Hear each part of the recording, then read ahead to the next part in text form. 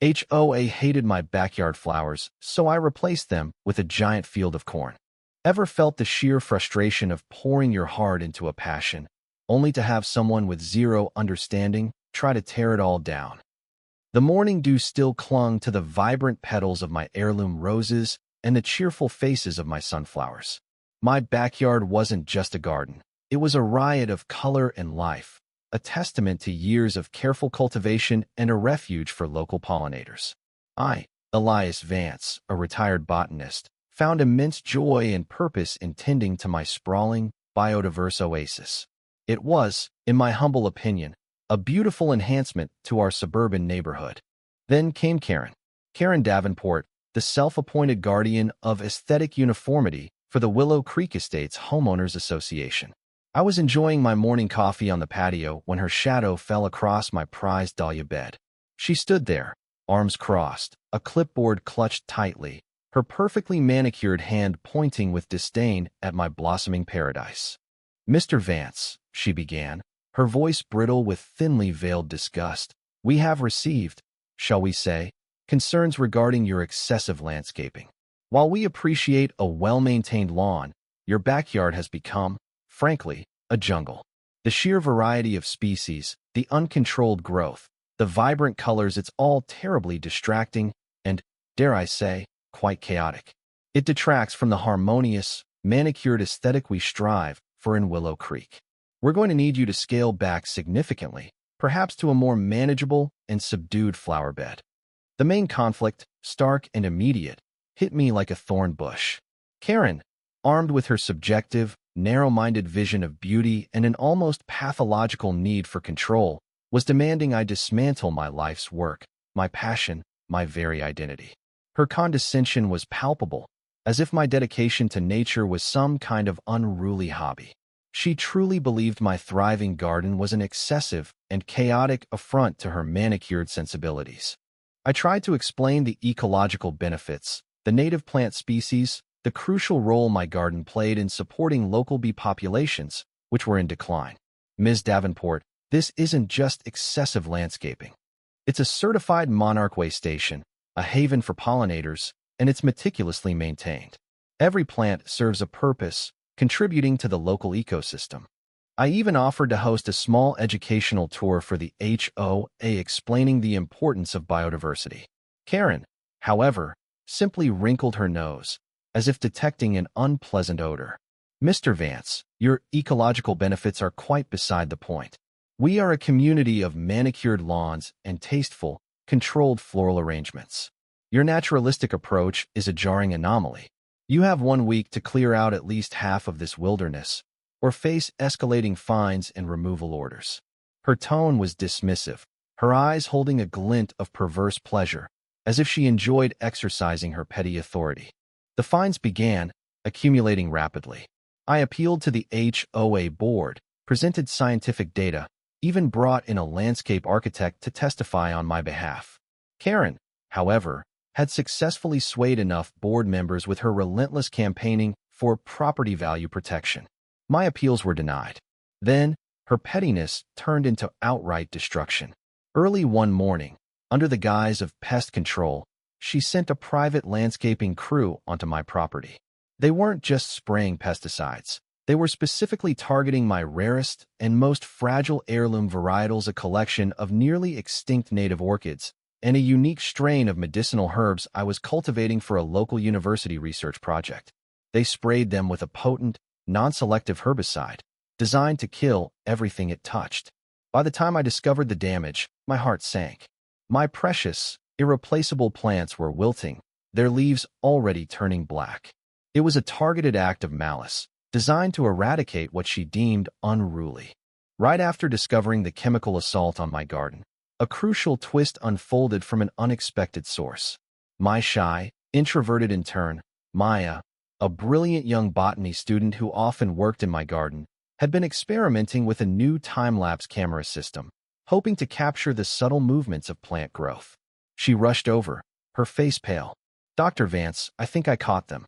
The sprinklers came on at 3 a.m., but then a little truck pulled up, and people were spraying something different. My camera caught it all." Her time-lapse footage, though sped up, clearly showed the landscaping crew, and in the background, a figure I instantly recognized as Karen, directing them, pointing specifically at my rare orchid bed. The timestamp was undeniable. The larger consequence of Karen's actions became devastatingly clear. My rare plant collection wasn't just a personal hobby. It was a key component of a major botanical research project I was collaborating on with the state university. We were trying to crossbreed a disease-resistant strain of several native plants crucial for forest regeneration, a project with statewide environmental implications. Karen's herbicide attack had destroyed years of delicate genetic work and an irreplaceable genetic bank. Her petty vendetta against my excessive garden had now sabotaged a significant scientific endeavor and a public environmental good, elevating my personal grievance to a matter of statewide concern. Armed with Maya's damning time-lapse footage and the support of the furious university research team, I called an emergency meeting for all Willow Creek residents, circulating flyers that promised unsettling truths. Karen, sensing a challenge to her authority, arrived early, her face a mask of condescending confidence. "Mr. Vance," she purred, "I hope this isn't another one of your tiresome environmental lectures. We're here to discuss property values, not weeds." She attempted to shut down the projector, but I quickly blocked her. "Karen," I stated, my voice amplified by the hastily set-up microphone, "you didn't just find me for my garden. You illegally vandalized it, destroying critical research for statewide ecological recovery." I played Maya's time-lapse video. Gasps rippled through the room as Karen's deliberate act of spraying my plants was revealed. Karen's carefully constructed composure shattered. "This is slander. A fabrication. That camera is doctored. He's trying to ruin my reputation," she shrieked, desperately trying to manipulate the situation, her voice cracking with thinly veiled fear.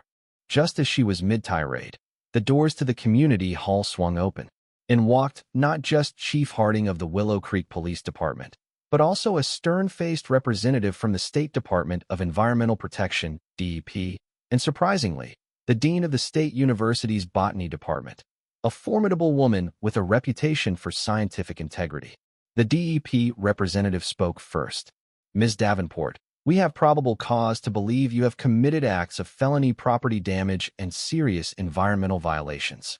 This involves the illegal use of restricted herbicides on private property and the destruction of protected plant species." The dean of the botany department stepped forward, her voice filled with cold fury. "And Ms. Davenport, you have irreparably damaged a multi-year, multi-million-dollar research project vital to our state's ecological health. The university will be pursuing full legal action for the destruction of invaluable genetic material and the severe setback to our efforts." A small, nervous murmur went through the room as a junior HOA board member, clearly terrified, quietly confessed to Chief Harding. She told us the landscaping company was certified organic. She made us sign off on payments without seeing invoices. It became chillingly apparent. Karen wasn't just attacking my garden. She was running an elaborate kickback scheme with a shady landscaping company, using expensive, illegal chemicals to cut costs and boost her personal profits from the HOA's budget. The aesthetic uniformity was a smokescreen for hundreds of thousands in environmental fraud.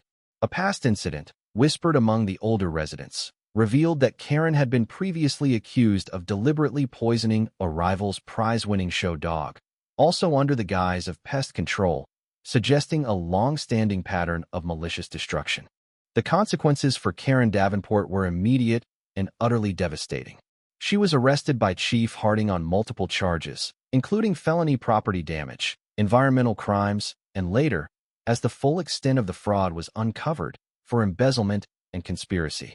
The Willow Creek HOA board, now fully aware of her corruption, unanimously voted to remove her, and a full forensic audit exposed hundreds of thousands in stolen funds.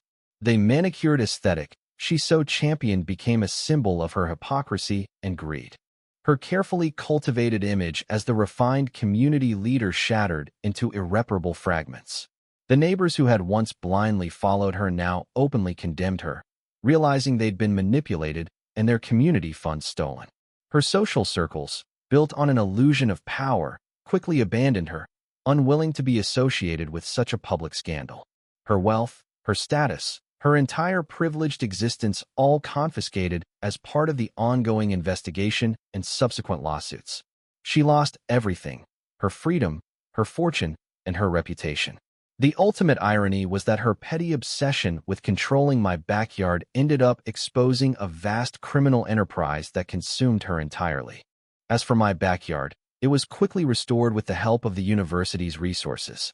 And then, I made a statement that resonated throughout Willow Creek and beyond. I didn't just replant my flowers. Instead, with the support of the new, environmentally conscious HOA board, I transformed my entire expansive backyard into a magnificent, towering field of corn. It was a massive, living fence, over 8 feet tall, a symbol of defiance and growth. It provided shade for my property, a natural habitat for local wildlife, and a constant, visible reminder of natural abundance versus sterile control. Every stalk whispered a tale of rebellion, the satisfaction of not just recovering, but flourishing in the face of such malice was immense. What's your take on this? When someone's petty grievance turns into environmental destruction and fraud, does their downfall serve as a justified example of karma, or is there a point where the consequences become too extreme?